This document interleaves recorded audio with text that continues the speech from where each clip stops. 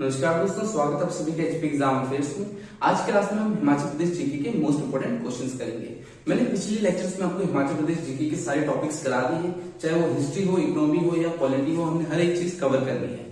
तो आज हम मोस्ट रिपीटेड क्वेश्चंस देखेंगे हिमाचल जीके के, जो अक्सर एग्जाम में आ जाते हैं। अगर आपने पिछली सारी वीडियोस देखी होगी तो आज के क्वेश्चन जो मैं आपको कराऊंगा वो आपके लिए बहुत ही ईजी होंगे। चलिए हम आज की क्लास को शुरू करते हैं।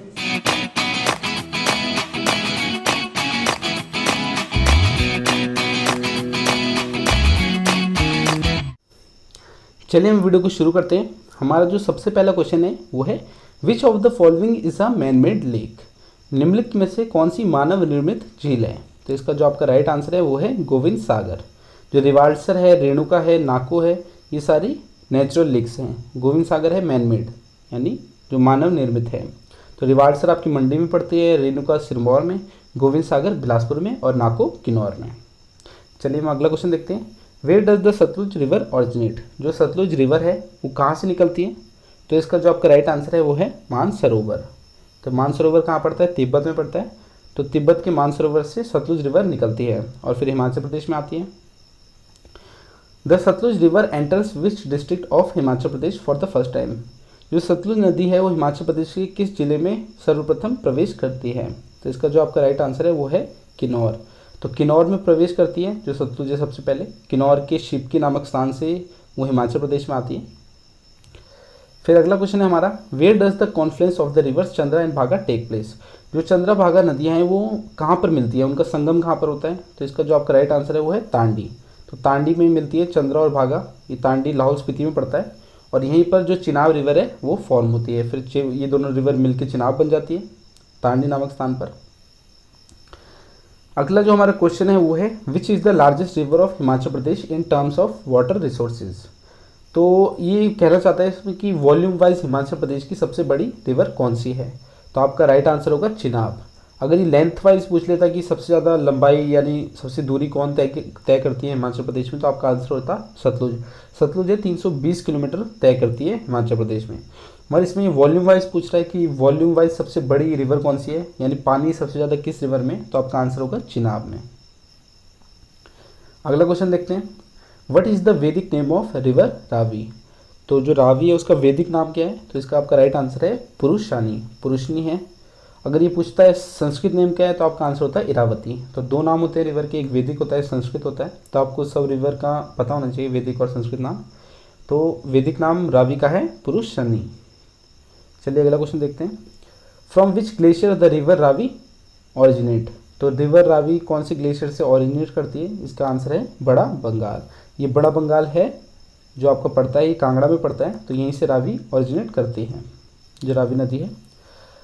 फिर अगला क्वेश्चन है, Bhakra dam is built on which river. जो भाखड़ा डैम है वो किस नदी पर बना है। इसका राइट आंसर है सतलुज। जो सतलुज है उस पर बना है Bhakra dam.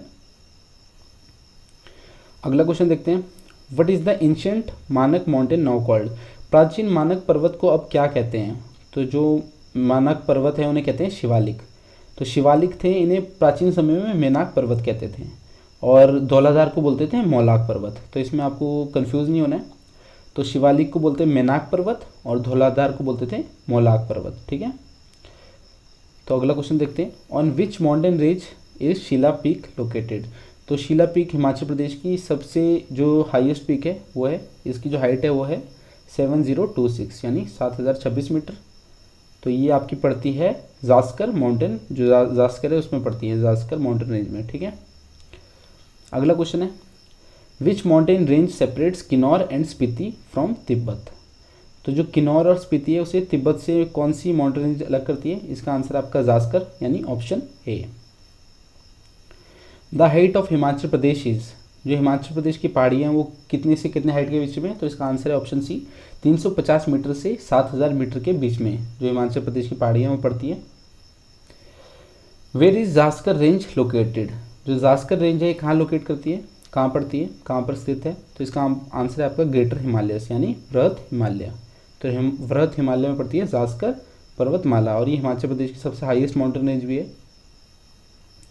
In which district is the hills of Naina Devi located. ये तो बहुत ईजी क्वेश्चन है। जो नैना देवी की पहाड़ियाँ वो कहाँ पर है, तो ये है बिलासपुर में। तो मैंने आपको इंग्लिश हिंदी दोनों में दे दिया है ताकि आपको याद करने में ईजी रहे, क्योंकि कुछ स्टूडेंट होते हैं वो हिंदी में पढ़ते हैं, इंग्लिश में नहीं पढ़ते, तो तभी दोनों लैंग्वेज में दे दिया है। और ये सारे क्वेश्चन वो क्वेश्चन है जो एग्ज़ाम में आ रखे हैं, मतलब बहुत बार रिपीट हो रखे हैं, कहीं ना कहीं किसी एग्ज़ाम में आपको देखने को मिल ही जाएंगे। हो सकता है आप जो नेक्स्ट एग्ज़ाम देंगे उसमें भी 3 से 4 क्वेश्चन इसी वीडियो से आ जाए, तो इसको ध्यान से देखना वीडियो को पूरी। चलिए हम अगला क्वेश्चन देखते हैं। Which of the following mountain peak are in Kullu district. तो कुल्लू में कौन कौन सी माउंटेन पीक पड़ती है? देवी वोकरी ये भी पड़ती है, इंदिरा फोर्ट भी पड़ती है, दियो टिब्बा भी पड़ती है। तो इसका आंसर होगा उपरोक्त सभी। तो ये जो सारी माउंटेन पीक्स है ये कुल्लू में पड़ती है। अगला क्वेश्चन है पीर पंजाल माउंटेन रेंज। जो पीर पंजाल माउंटेन रेंज है ये कहाँ पर पड़ती है, मेनली किस जिले में पड़ती है? तो इसका जो आपका राइट आंसर है वो है चंबा। तो मुख्य तौर पर जो पीर पंजाल पर्वत श्रृंखला है वो चंबा में पड़ती है।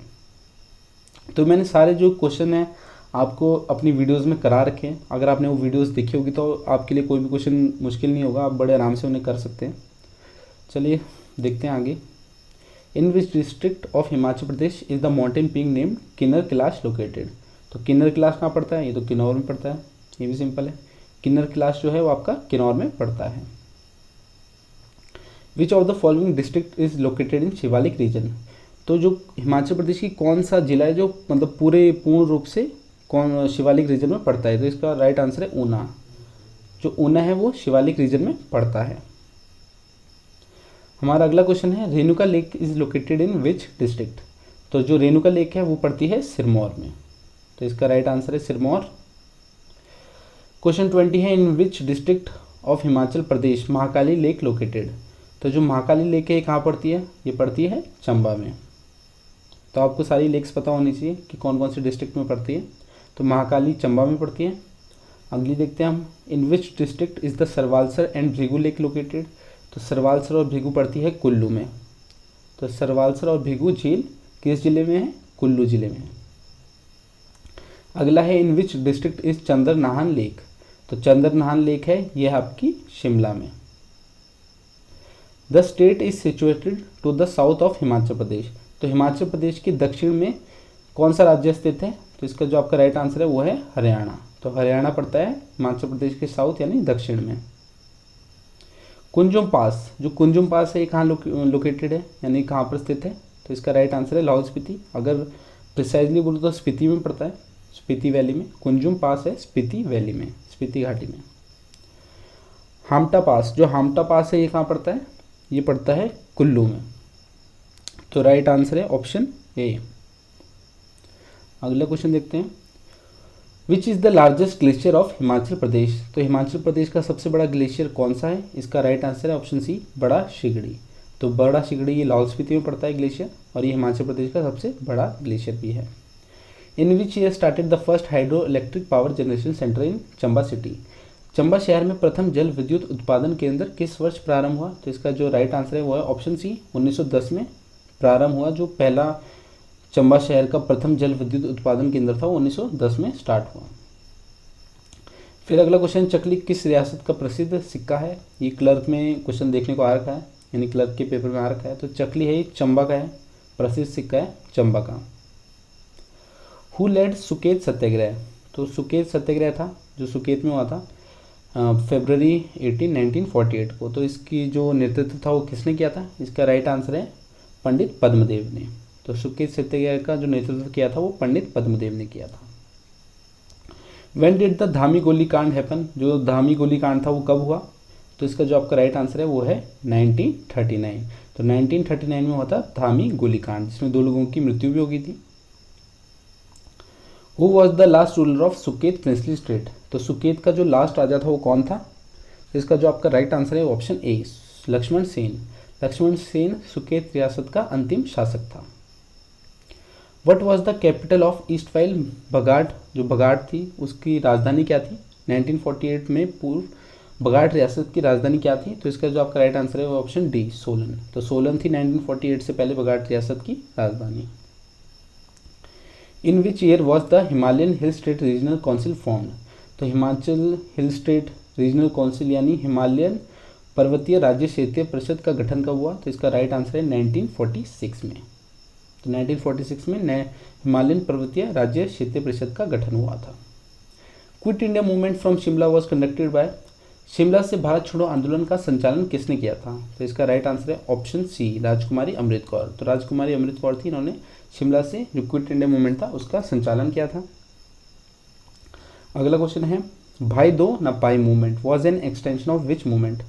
तो भाई दो न पाई आंदोलन किस आंदोलन का विस्तार था? इसका राइट आंसर है भारत छोड़ो नहीं, सविनय अवज्ञा यानी सिविल डिसोबीडियंस मूवमेंट। ये आपका 1930 में हुआ था, सिविल डिसोबीडियंस सविनय अवज्ञा। तो इसी का ये एक विस्तार है, भाई दो ना पाई दो। इसमें जो ब्रिटिशर्स थे उन्हें ना ही लोग दिए जाते थे लड़ने के लिए, ना ही पैसे। चलिए अगला क्वेश्चन देखते हैं, which native princes state adopted an attitude of neutrality in the freedom struggle of 1857?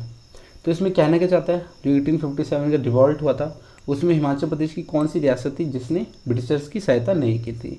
तो एकमात्र रियासत थी रामपुर बुशहर।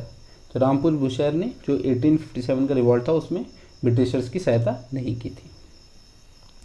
अगला क्वेश्चन है, who said this, I and the king of China have come to rule the kingdom yet we get breakfast in the morning? यह किसने कहा, मैं और चीन का राजा आधी दुनिया के लोगों पर राज करते हैं फिर भी हमें सुबह नाश्ते का समय मिल जाता है? तो ये कहा था लॉर्ड एमर्स ने। तो इसका राइट ऑप्शन है ऑप्शन डी, लॉर्ड एमर्स ने कहा था ये। फिर है बैटल ऑफ भगानी साहिब, ये पाउंटा साहिब के नज़दीक हुआ था। तो ये किस किस के बीच में हुआ था, गुरु गोविंद सिंह और राजा ऑफ। तो इसका राइट आंसर है ऑप्शन सी। तो जो भगानी साहिब का युद्ध हुआ था ये गुरु गोविंद सिंह जो सिखों के 10वें गुरु थे उनके और बिलासपुर के राजा के बीच में हुआ था। 39 क्वेश्चन है, during which king reign did Guru Gobind Singh visit Sirmaur? तो जो गुरु गोविंद सिंह थे वो सिरमौर किस राजा के काल में आए थे? तो इसका राइट आंसर है मेदिनी प्रकाश। तो मेदिनी प्रकाश के समय आए थे और जो गुरु गोविंद सिंह थे इन्होंने सिरमौर में 10वें ग्रंथ की रचना भी की थी। 1809 एडी में which king of Bilaspur invited Gurkhas to attack Kangra?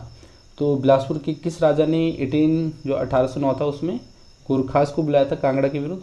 तो इसका जो आपका राइट आंसर है वो है महानचंद, ऑप्शन डी। तो महानचंद जो थे बिलासपुर के राजा, उन्होंने बुलाया था गुरखास को कांगड़ा के राजा जो थे संसारचंद उनके खिलाफ। King Sansar Chand had to seek outside help to expel the Gurkhas from Kangra, who provided this crisis support? तो जो संसारचंद थे कांगड़ा के राजा, उन्हें किसी की हेल्प लेनी पड़ी गुरखास को बाहर निकालने के लिए यानी हराने के लिए।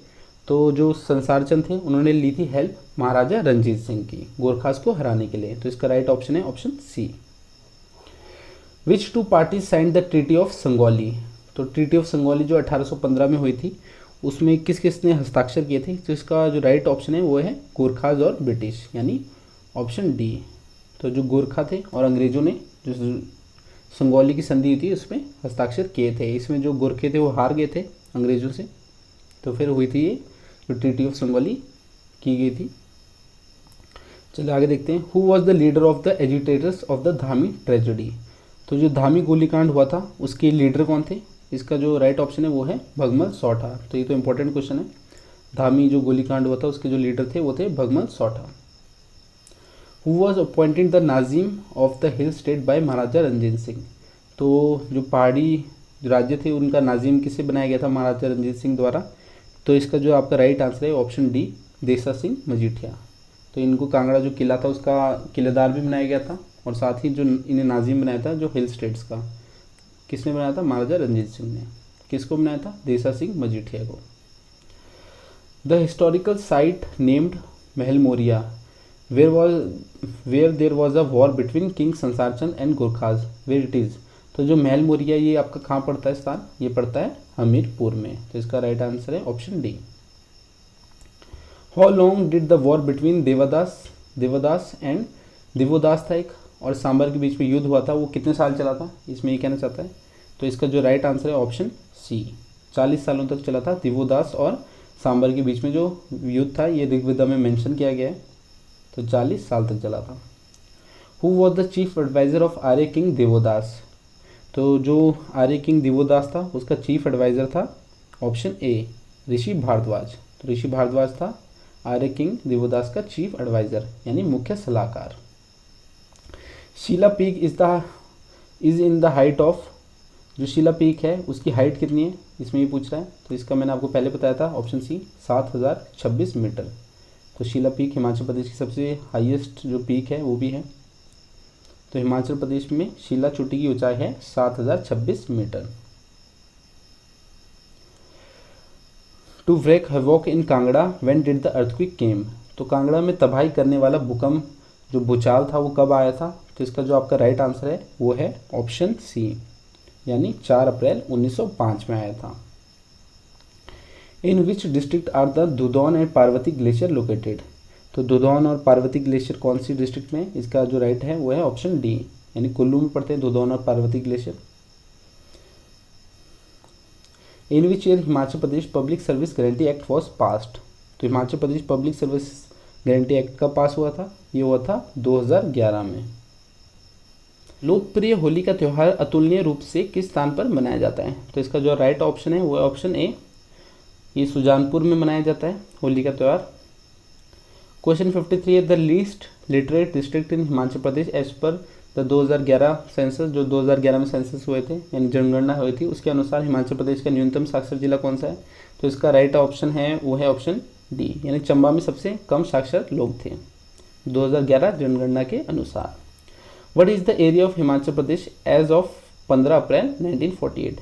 यानी 15 अप्रैल 1948 को हिमाचल प्रदेश का क्षेत्रफल कितना था? तो इसका जो आपका राइट आंसर है ऑप्शन डी। ऑप्शन डी क्या है? 27,108। तो ये आपका आंसर है। जो 15 अप्रैल था, 15 अप्रैल 1948, उस टाइम हिमाचल प्रदेश में 4 ही जिले थे, चंबा, सिरमौर, मंडी और महासू। तो उनका जो एरिया था वो था 27,108 वर्ग किलोमीटर यानी square kilometre.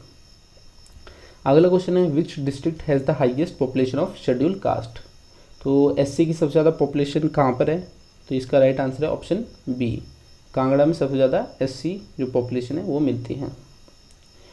To which district does the great revolutionary Shri Yashpal belong. तो यशपाल थे वो कौन सी डिस्ट्रिक्ट को बिलोंग करते थे? तो इसका जो आपका राइट आंसर है वो है ऑप्शन सी, हमीरपुर से बिलोंग करते थे, वो हमीरपुर के रहने वाले थे। Who first addressed Baba Kanshiram by the name पहाड़ी गांधी। तो जो बाबा कांसीराम थे उन्हें पहाड़ी गांधी सबसे पहले किसने कहा था, यानी पहाड़ी गांधी कह के संबोधित किसने किया था? तो इसका जो आपका राइट आंसर है वो है Jawaharlal Nehru. Which famous writer of English literature was born at a place called Kasauli in Himachal Pradesh. तो इंग्लिश लिटरेचर के एक फेमस राइटर हैं, वो हिमाचल प्रदेश की कसौली में पैदा हुए थे, तो उनका नाम क्या है? तो उसका आंसर है वो है रस्किन बॉन्ड, यानी ऑप्शन सी। तो रस्किन बॉन्ड थे एक फेमस इंग्लिश लिटरेचर के राइटर हैं ये, और ये कसौली में बॉर्न हुए थे हिमाचल प्रदेश के। अगला क्वेश्चन है name the person who coined the name Himachal Pradesh. तो हिमाचल प्रदेश का जो नाम था, यानी रचना जो ये नाम दिया था, ये किसने दिया था? तो इसका जो आपका राइट आंसर है वो है ऑप्शन बी, आचार्य दिवाकर दत्त शर्मा। तो हिमाचल प्रदेश का जो नाम रखा गया था वो इनके द्वारा रखा गया था, Acharya Diwakar Datt Sharma. Where is the birth place of Baba Kanshiram. तो जो बाबा कांसीराम थे उनका बर्थ प्लेस क्या है? तो इसका राइट आंसर है ऑप्शन सी, कांगड़ा डिस्ट्रिक्ट में पैदा हुए थे बाबा कांसीराम। चलिए हमारा लास्ट क्वेश्चन था, मैंने आपको सारे मोस्ट रिपीटेड क्वेश्चन बता दिए, किसी ना किसी एग्जाम में आपको ये क्वेश्चन देखने को मिल ही जाएंगे। तो आज की क्लास हमारी इतनी थी। अगर आपको ये वीडियो पसंद आई तो इस वीडियो को लाइक एंड शेयर जरूर करना। चलिए मैं आपको अगली क्लास में मिलता हूँ, तब तक के लिए शब्बा खैर, थैंक यू।